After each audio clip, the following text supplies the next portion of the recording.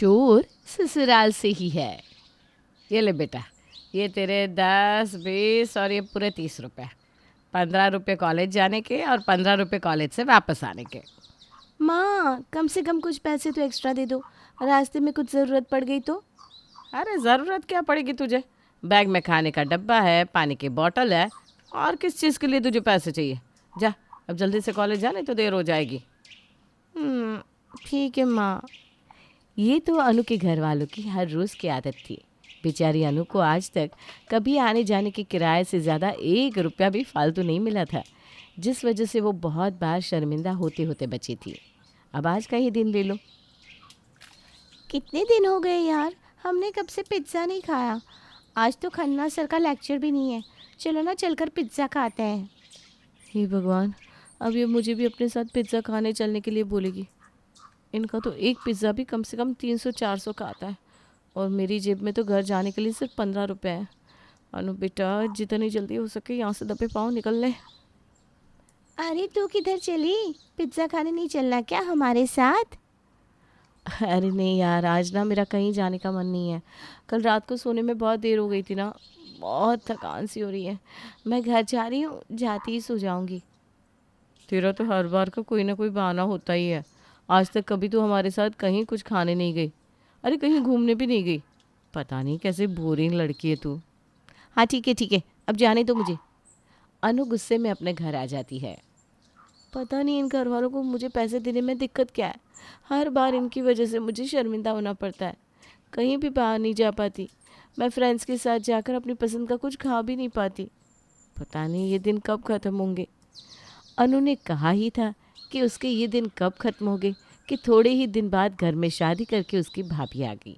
भाभी के आने से अनु को पैसे मिलने तो शुरू नहीं हुए, लेकिन उसने पैसों के लिए अपनी अलग तरकीबें लगानी शुरू कर दी। अरे वाह भाभी, इतनी सुंदर साड़ी, ये तो बहुत महंगी होगी ना, भैया ने ला कर दी क्या? अरे नहीं नहीं, ये तो मैं खुद ही लेकर आई हूँ। तुम्हारे भैया तो मुझे हर महीने सामान खरीदने के लिए अलग से पैसे दे देते हैं, तो मुझे जो पसंद में आता है मैं ख़रीद लाती हूँ। वाह भाई वाह, मुझे तो आज तक घर वालों ने बस के किराए के अलावा कभी वड़ा पाव खाने के लिए भी पैसे नहीं दिए, और भाभी के आते ही उन्हें महंगी महंगी चीज़ें खरीदने के लिए अलग से पैसे दे दिए। अरे ये मन मन में क्या सोचने लग गई तू? कुछ नहीं भाभी, बस आपकी साड़ी ना बहुत अच्छी है, बहुत अच्छी लगेगी आप पर। Thank you thank you. अच्छा, अब मैं ना कॉलेज चलती हूँ भाभी, देर हो रही है। भाभी के कमरे से निकलते हुए अनु की नज़र पड़ती है भाभी के नए मेकअप पर, जो बहुत ही महंगा था। अब आता है अनु के दिमाग में एक प्लान। सब लोगों ने मिलकर कल मूवी का प्लान बनाया है, लेकिन मेरे पास तो मूवी देखने के पैसे ही नहीं है। पर मूवी तो मुझे देखनी है। अब घर वाले सीधी उंगली से पैसे नहीं दे रहे, तो मैं क्या करूं? मूवी देखने के लिए कुछ ना कुछ जुगाड़ तो मुझे भी करना ही पड़ेगा। आखिर कब तक मैं इस तरह हर चीज़ के लिए अपना मन मारती रहूँगी? अपने दिमाग में कुछ खुराफात सोचकर अनु कॉलेज के लिए निकल जाती है। लेकिन वो जैसे ही शाम को कॉलेज से घर आती है तो देखती है भाभी तो घर पर ही नहीं है। भाभी कहाँ गई है माँ? अरे वो तेरे भाई के साथ फिल्म देखने गई है, रात तक आ जाएंगे दोनों। अच्छा ठीक है। वाह अनु, ये तो सोने पे सुहागा हो गया। इससे अच्छा मौका तुझे और कब मिलेगा? अनु चुपके से अपनी भाभी के कमरे में जाती है। बाप रे बाप, इतना महंगा आईलाइनर, 1200 रुपये। मुझे तो कभी 12 रुपये की लिप बाम खरीदने के भी पैसे नहीं दिए। श्रुति को यही वाला आईलाइनर चाहिए था ना, अच्छा हुआ भाभी ने इसे खोला नहीं है। अब ये आईलाइनर जाएगा श्रुति के पास, और मैं उन पैसों से देखूंगी मूवी। भाभी के आते ही लाइफ तो सेट हो गई। श्रुति चुपके से आईलाइनर उठाती है और उसे अपने पल्लों में छुपाकर अपने कमरे में चली जाती है। अगले दिन, ये ले श्रुति, तुझे आईलाइनर चाहिए था ना, कल मैं मार्केट गई तो मुझे मिल गया, पूरे 1200 रुपये का आया है। अरे थैंक यू सो मच यार, मैं कितने दिनों से इस आईलाइनर को ढूंढ रही थी, लेकिन मिल ही नहीं रहा था। अच्छा हुआ जो तू मेरे लिए लेकर आई, मैं तुझे पैसे दे देती हूँ। पहली बार अपने हाथ में 1200 रुपये देखकर खुशी के मारे अनु की तो मानो आंखें ही भर जाती है। अरे तेरी आंखों में आंसू क्यों आ गए? आंसू? अरे आँख में ना धूल चली गई है यार। अच्छा चलो अब मूवी के लिए चलते हैं। तू भी चलेगी ना अनु? हर बार की तरह इस बार भी प्लान कैंसिल तो नहीं करेगी? अरे नहीं नहीं, आज तो मैं भी चलूँगी। अनु आज पहली बार अपनी फ्रेंड्स के साथ थिएटर में मूवी देखने जाती है। उसके बाद भी उसके पास काफ़ी पैसे बच जाते हैं, तो वो अपनी फ्रेंड्स के साथ अच्छे से रेस्टोरेंट पे बढ़िया सी पार्टी करके घर आती है। वाह यार, क्या दिन था आज का। अगर जेब में पैसे हो तो क्या कुछ नहीं हो सकता। मुझे पता है चीज़ें चोरी करना गलत बात है, लेकिन क्या करूं, घर वाले जब पैसे ही नहीं देते तो मुझे कुछ तो करना पड़ेगा ना। अनु घर आती है। अरे क्या हो गया बहू, इतने देर से क्या ढूंढे जा रही है? ज़रा बता तो सही। माँ जी, मैं कल ही मार्केट से अपने लिए नया आईलाइनर लेकर आई थी। मैंने तो उसे खोल कर भी नहीं देखा था। पूरे घर में ढूंढ लिया, पता नहीं कहाँ चला गया, मिल ही नहीं रहा। तुमने आईलाइनर लिया था क्या अनु? आईलाइनर? कैसा आईलाइनर? मैं तो आईलाइनर लगाती ही नहीं भाभी, लेकर क्या करूँगी? अगर मुझे लेना भी होता तो आपसे पूछ कर लेती ना। हाँ, बात तो तुम्हारी भी सही है। पता नहीं नया का नया आईलाइनर कहाँ चला गया। अनु घबराई हुई अपने कमरे में आती है। अच्छा हुआ भाभी को मुझ पर शक नहीं हुआ, वरना आज तो मैं बहुत बुरी तरह फंस जाती। अब तो ये अनु की हर 10-15 दिन की आदत बन गई थी। वो अपनी भाभी का कोई नया सामान उठा लेती और अपनी किसी सहेली को जाकर बेच देती। जब उस सामान के बदले पैसे मिल जाते तो उसके मन से चोरी का डर भी खत्म हो जाता है। ऐसे ही कुछ महीने तक ये सिलसिला चलता रहा और बेचारी उसकी भाभी बहुत परेशान हो गई। मुझे तो समझ में नहीं आता, आखिर मेरा नया का नया सामान जाता कहाँ है? आज कुछ खरीद कर लाती हूँ, कल गायब हो जाता है। और वो भी ऐसा वैसा सामान नहीं जो सबसे महंगा होता है वही गायब होता है। अरे बहू, घर से तेरा सामान भला कहाँ गायब होगा? घर में मैं, तू, अनु और धीरज ही तो है, और हम में से कोई तेरा सामान चुराएगा क्या? वो मैं नहीं जानती माँ जी कि सामान कौन चुराता है, लेकिन वो चोर छिपा हुआ तो ससुराल में ही है। एक ना एक दिन उसका भेद भी निकल ही जाएगा। क्या भाभी आप कुछ भी बोल रही हो? हम में से आपका सामान कोई थोड़ी ना चुराएगा। मैं नहीं जानती। इतना सब होने के बाद भी अनु अपनी हरकतों से बाज नहीं आती। ऐसे ही एक दिन उसकी भाभी अपने लिए नई ब्रांडेड सैंडल्स लेकर आती है, तो अनु मौका पाकर उन सैंडल्स को चुपचाप अपने बैग में ले जाकर रख देती है। अब ये सैंडल्स जाएगी जिया के पास। बहुत दिनों से ऐसे सैंडल्स लेने के लिए कह रही थी। मैं ही उसे थोड़े सस्ते में सैंडल बेच दूंगी। कह दूंगी अपने लिए लेकर आई थी लेकिन कंफर्टेबल नहीं लगी और रिटर्न पॉलिसी भी नहीं है। वाह अनु वाह, क्या दिमाग है तेरा। अगले दिन अनु उन सैंडल्स को अपनी फ्रेंड जिया के पास ले जाकर बेच देती है। थैंक यू यार, ये सैंडल्स तो बहुत सुंदर है और तूने तो मुझे डिस्काउंट पर भी दे दी। अगर यही मैं शोरूम से जाकर ख़रीदती ना तो सच में बहुत महंगी मिलती। अच्छा हुआ तूने दे दी। अब तक तो अनु अपनी भाभी का सामान चोरी करके पैसे कमाकर बहुत खुश हो रही थी, लेकिन कुछ दिन बाद आया उसकी शामत का दिन, जब उसकी फ्रेंड जिया उसके घर पर पहन कर आ गई वही वाली सैंडल्स, और अनु की भाभी की नज़र पड़ गई वही सैंडल्स पर। ये तो बिल्कुल वैसे सैंडल्स है जैसे मैं अपने लिए ख़रीद कर लाई थी, और लाते ही अगले दिन वो सैंडल्स गायब हो गई थी। तू बैठ, मैं अभी तेरे लिए चाय नाश्ता लेकर आती हूँ। अनु के किचन में जाती ही उसकी भाभी उसके कमरे के अंदर आती है। नमस्ते भाभी। कैसी हो जिया, बड़े दिन बाद आई। मैं ठीक हूँ भाभी। अच्छा मुझे एक बात तो बताओ, तुम्हारी सैंडल्स ना मुझे बहुत अच्छी लग रही है, मुझे भी ख़रीदने का मन कर रहा है। कहाँ से ली तुमने ये सैंडल्स? ये तो अनु ने मुझे बेचे थे। बोल रही थी वो अपने लिए लेकर आई थी और उसे कंफर्टेबल नहीं लगे। मैं भी ऐसे ही सैंडल्स पहनती हूँ ना, तो उसने मुझे बेच दिए। अनु की वजह से मुझे सैंडल्स डिस्काउंट पर भी मिल गए। अच्छा अच्छा, ये बात है। फिर तो मैं भी अनु से ही अपने लिए सैंडल्स मंगवाऊंगी। अच्छा मैं चलती हूँ, अनु आती होगी। थोड़ी देर बाद जिया वहाँ से चली जाती है, तो अनु की भाभी उसके कमरे में आती है। तो तुम हो वो चोर? चोर? कैसा चोर भाभी? देखो मेरे सामने ज़्यादा भोली मत बनो। मैं अच्छी तरह जान चुकी हूँ कि आज तक घर में से मेरा जितना भी सामान चोरी हुआ है वो सब तुमने चुराया है और जाकर अपनी फ्रेंड को बेच दिया। वो तो अच्छा हुआ कि जिया आज मेरी वही वाली सैंडल्स पहनकर यहाँ आ गई थी, तो मुझे तुम्हारी इस हरकत का पता चल गया। माँ जी कह रही थी ना कि घर में से कोई तुम्हारा सामान थोड़ी ना चोरी करेगा, तो अभी जाकर बताती हूँ माँ जी को सब। अपनी भाभी की ये बात सुनकर डर के मारे अनु की आंखों में आंसू आ जाते हैं। नहीं भाभी प्लीज़, आप घर पर किसी को कुछ मत बताना। मैं आज के बाद आपका कोई सामान नहीं चुराऊंगी। माफ़ तो मैं तुम्हें एक ही शर्त पर करूँगी। पहले तो मुझे ये बताओ कि आखिर तुम मेरा सामान चोरी करती क्यों थी? सिर्फ कुछ चंद पैसों के लिए? पैसे चाहिए थे तो घर से मांग लेती। आप ठीक कह रही हो भाभी, इस घर में जिसको भी पैसे चाहिए होते हैं घर से ले लेता है, लेकिन मेरे साथ ऐसा नहीं होता। अगर मैं माँ से अपनी बस के किराए के अलावा 10 रुपये भी एक्स्ट्रा मांग लूँ तो वो कभी मुझे नहीं देती। उनकी वजह से मैं कभी अपनी फ्रेंड्स के साथ एक 10 रुपये की पानी पूरी की प्लेट भी नहीं खा पाई। घर आते हुए पानी की बोतल में पानी ख़त्म हो गया हो तो एक नई बोतल पानी भी नहीं ले पाई। जब कोई किसी को एक एक पैसे के लिए तरसाएगा तो मजबूरी में वो क्या करेगा। मैं जानती हूँ चोरी करना बहुत गलत बात है, लेकिन मुझे इसके लिए मजबूर किसने किया? अगर मेरे सामने ऐसे हालात ही ना रखते तो मैं कभी ऐसा करती नहीं। जब रोते हुए अनु अपनी भाभी से ये बात कह रही थी तो उसकी भाभी को भी उसके लिए बहुत बुरा लगता है। ये तो सचमुच बहुत गलत बात है अनु। मैं तुम्हारी परेशानी समझ सकती हूँ, लेकिन चोरी करना इसका हल नहीं है।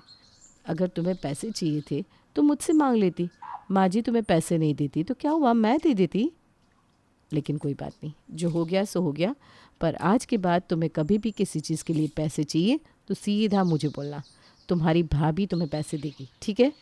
थैंक यू सो मच भाभी। अनु रोते हुए अपनी भाभी को गले से लगा लेती है और रूपाली भी भाभी होने के नाते अनु की परेशानी समझकर उसे माफ़ कर देती है। रमेश और सुनीता का भरा पूरा परिवार था। उनके परिवार में बड़ा बेटा सौरभ, उसकी पत्नी रीमा, छोटा बेटा पंकज और उसकी पत्नी अनन्या रहा करते थे। सौरभ और रीमा का 1 साल का एक बेटा था और घर की छोटी बहू यानी कि अनन्या अभी प्रेग्नेंट थी। जब रीमा ने अपने बच्चे को जन्म दिया था उस वक्त तक पंकज और अनन्या की शादी नहीं हुई थी। घर की बड़ी बहू होने के नाते रीमा को घर में ज़्यादा पूछा जाता था। जब अनन्या प्रेग्नेंट हुई तो उसकी तबीयत थोड़ी सी खराब रहने लगी और इसी के चलते घर के सारे लोग बार बार बस एक ही बात कहते थे। जब रीमा ने अपने बच्चे को जन्म दिया था और वो प्रेग्नेंट थी तो उसे इस तरह की कोई परेशानी नहीं हुई थी। इस वक्त अनन्या का 9वां महीना चल रहा था और एक दिन सुबह के वक्त वो देर से सोकर उठी। पंकज बेटा कहाँ है? तुम्हारे बीवी को देखो, अब तो 9वां महीना चल रहा है। अब तक तो उसकी तबीयत ठीक हो जानी चाहिए थी। हाँ देवर जी, मम्मी जी ठीक कह रही हैं। हमारी देवरानी जी तो सारा दिन आराम करती रहती है। अरे अब तो थोड़ा काम कर ले। तुमने देखा है ना पंकज, तुम्हारी भाभी प्रेगनेंसी में कितना काम करती थी।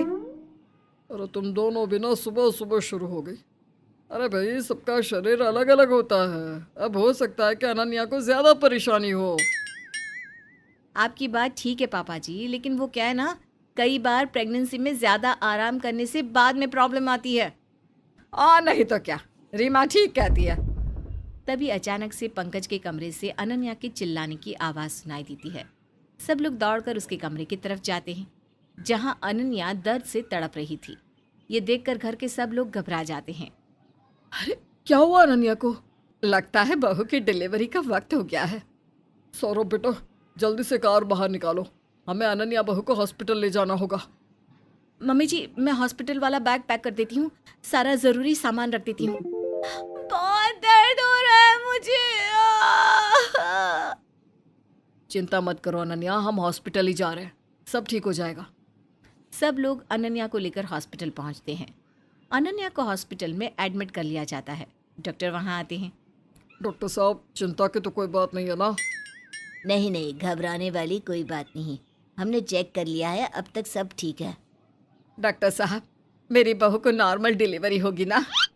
जी हम कोशिश कर रहे हैं, बाकी सब सिचुएशन पर डिपेंड करता है, अभी कुछ कहा नहीं जा सकता। अरे मम्मी अभी इन सब के बारे में सोचने का वक्त नहीं है। अब डिलीवरी तो नॉर्मल ही होनी चाहिए, वरना एक बार ऑपरेशन हुआ ना तो फिर महीनों तक रेस्ट करते रहो। कुछ देर तक सब लोग अनन्या की डिलीवरी का इंतज़ार करते हैं।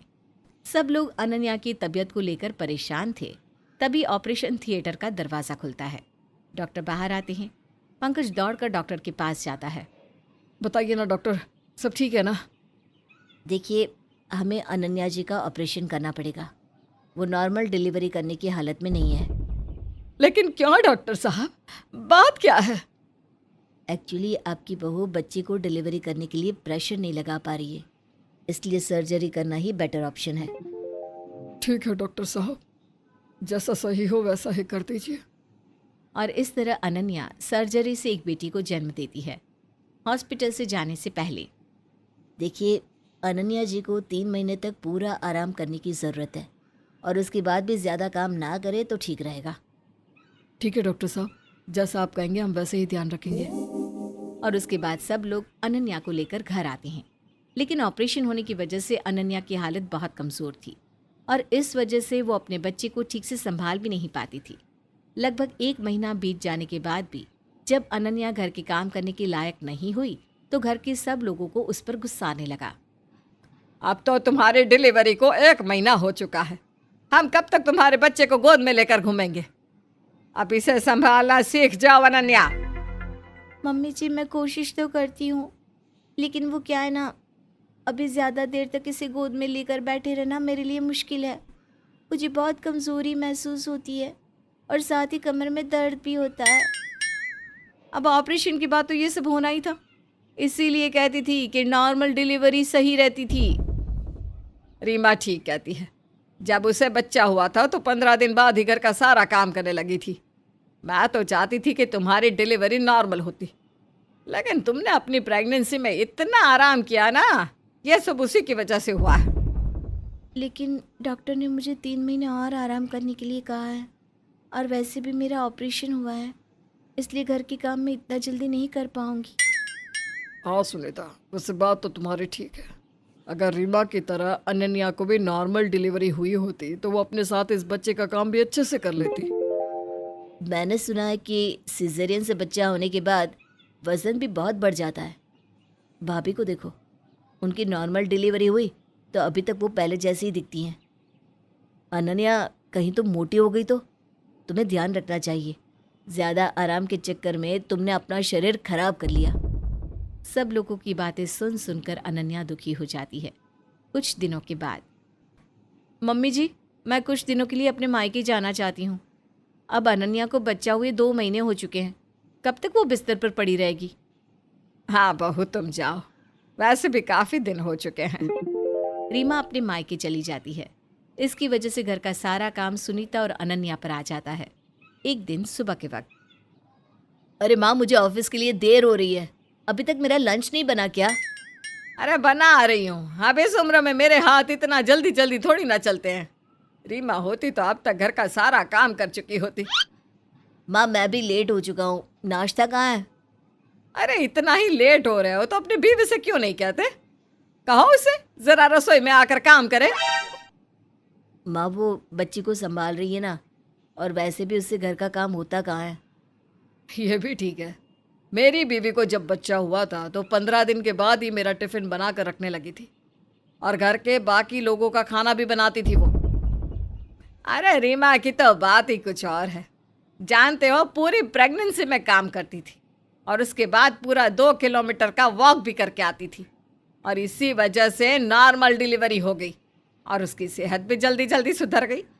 लेकिन अनन्या को देखो, आराम कर करके अपना और हमारा सबका काम खराब कर दिया। बात तो आपकी ठीक है माँ, शायद आप ठीक कह रही हैं। मैंने भी देखा है, पूरे 9 महीने अनन्या ने सिर्फ आराम किया है और इस वजह से ये सारी परेशानी हो रही है। देखो पंकज, अब बहुत हो चुका है। जाकर अपनी बीवी से कहो कि बिस्तर से उठे और कम से कम हमारा ना सही तुम्हारा और बच्ची का काम तो पूरी तरह कर लिया करे। और कब तक उसकी बच्ची को संभालने के लिए घर में नौकरानी आती रहेगी? अनन्या अपने कमरे में बैठकर सब लोगों की बातें सुन रही थी और काफ़ी परेशान भी हो रही थी। अगले दिन सुबह के वक्त अनन्या रसोई में आकर काम करने लगती है, लेकिन कमरे से उसकी बच्ची के रोने की आवाज़ आती है। मम्मी जी मैंने आधा नाश्ता तो बना दिया है, बस थोड़ा सा काम रह गया है, आप कर लेंगी प्लीज़? हाँ हाँ बहू, तुम्हें तो बहाना चाहिए होता है। जरा सा मौका मिला नहीं कि बस चल दिए। अरे घर की बड़ी बहू ने भी बच्चे का जन्म दिया था, उसने तो ऐसा कभी नहीं किया। लेकिन मम्मी जी मेरी बेटी रो रही है, मैं उसे रोता हुआ कैसे देख सकती हूँ? कोई बात नहीं अनन्या, थोड़ी देर में चुप हो जाएगी। तुम अभी रसोई का काम संभालो। देखो बहू, थोड़ी देर रोने से बच्चे को कुछ नहीं हो जाता। अरे रीमा तो घर का सारा काम करने के बाद ही मुन्ने को गोद में उठाती थी। अब बच्चे को ज्यादा गोद में रख रख कर ना उनकी आदतें खराब करना कोई अच्छी बात नहीं है। ये आप कैसी बात कर रहे हैं मम्मी जी? मैं अपनी बेटी को इस तरह रोते हुए नहीं देख सकती। देखा पंकज बेटा, तेरी बीवी ना कुछ ज्यादा ही नाजुक है। ठीक से बच्चा पैदा नहीं कर सकती, अब उसके काम नहीं कर सकती, और अब बच्चा रो रहा है तो उसे रोते हुए देख नहीं सकती। अरे लाओ भाई, अब इस उम्र में सारा काम मैं ही कर लेती हूँ। आए दिन अपने घर वालों के ताने सुन सुनकर अनन्या काफी परेशान हो चुकी थी। कुछ दिनों के बाद रीमा अपने मायके से लौट कर आ जाती है। तब तक अनन्या घर के काम और बच्चे को संभालने की वजह से काफी कमजोर हो चुकी थी। अनन्या, क्या हुआ तुम्हें? कितनी कमजोर लग रही हो तुम। अगर तुम्हारी हालत ऐसी रही तो आने वाले वक्त में बिस्तर से उठ भी नहीं पाओगी। कुछ नहीं भाभी, वो बस थोड़ा काम ज्यादा था ना, इसलिए। एक काम करो अनन्या, तुम कुछ दिन आराम करो, मैं वापस आ गई हूँ ना, घर के काम मैं कर लूंगी। ये क्या बहू, मायके से आने के बाद तुम बदली बदली क्यों लग रही हो? पहले तो तुम ही कहा करती थी अनन्या सारा दिन आराम करती रहती है, और अब तुम उसकी तरफदारी कर रही हो। आप ठीक कहती है मम्मी जी। मैंने अनन्या से हमेशा यही शिकायत रखी कि ज़्यादा आराम करने की वजह से उसे नॉर्मल डिलीवरी नहीं हुई और उसका ऑपरेशन करना पड़ा। लेकिन अब मैं समझ गई हूँ कि हमारी सोच गलत थी। लेकिन अचानक से क्या हो गया बहू? यहाँ से जाने से पहले तो तुम भी बात बात पर अनन्या को ताने मारती थी। वो क्या है ना मम्मी जी, मेरे मायके में मेरी भाभी को भी ऑपरेशन से बच्चा हुआ और उनके डॉक्टर ने मुझे समझाया कि सबका शरीर अलग अलग होता है।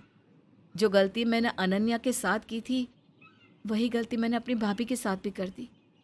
लेकिन जब उन्होंने मुझे अपने डॉक्टर से मिलवाया और सारी बात समझाई, तब मुझे समझ में आया कि हमने अनन्या के साथ गलत किया। हाँ बेटा, वैसे बात तो तुम्हारी ठीक है। हमारे ताने और जिद के चक्कर में अनन्या बहुत कमज़ोर हो गई है। चिंता तो मुझे भी इसकी हो रही थी, लेकिन बार बार लगता था कि जब तुम्हारी डिलीवरी हुई थी तब तुम्हारे साथ तो ऐसा कुछ नहीं हुआ, और यही सोचकर मैंने अपनी बहू के साथ गलत कर दिया। लेकिन अब भी देर नहीं हुई मम्मी जी। हम दोनों चाहे तो मिलकर अब भी अनन्या को आराम करवा सकते हैं। और इसके बाद अनन्या की सास सुनीता और जिठानी रीमा उसका बहुत ख्याल रखते हैं और कुछ ही दिनों में वो ठीक हो जाती है और अपने घर का काम फिर से संभाल लेती है।